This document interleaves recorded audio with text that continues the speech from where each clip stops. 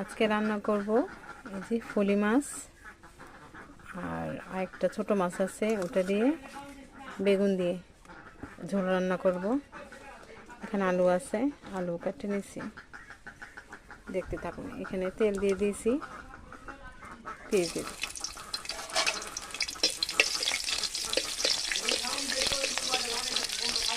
এখানে হলুদ, মরিচ, লবণ, পেঁয়াজ, কাঁচামরিচ আর একটা স্পেশাল মশলা আছে যেটা প্রতিদিন রান্না ব্যবহার করা হয়, ওটা দিয়ে দিয়েছি। হালকা একটু পানি দিয়ে দিয়েছি। আর আমি যে পেঁয়াজটা হয়ে গেছে এর মধ্যে দিয়ে দিই।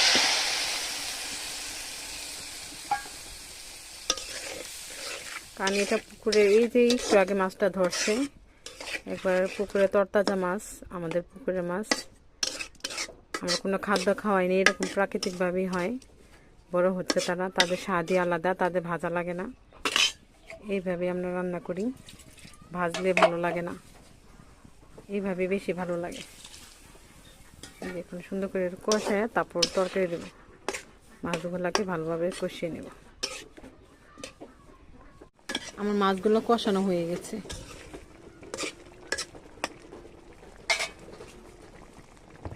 মানে বেগুনগুলোকে দিয়ে দিব।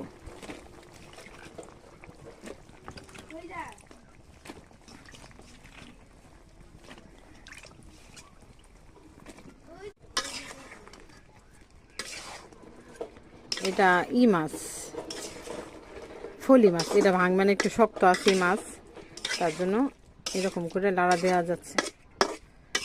যতটুকু পানি আছে ওটার মধ্যে আমি ভালো করে আবার একটু বেগুনটা কষাই নিই।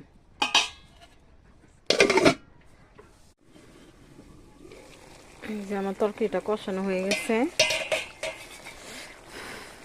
দেখা যায় না। এখন পানি দিয়ে দিব। ঝোল রাখবো তো, লাড়কি চুলে একটু ঝোলটা বেশি দিতে হয়।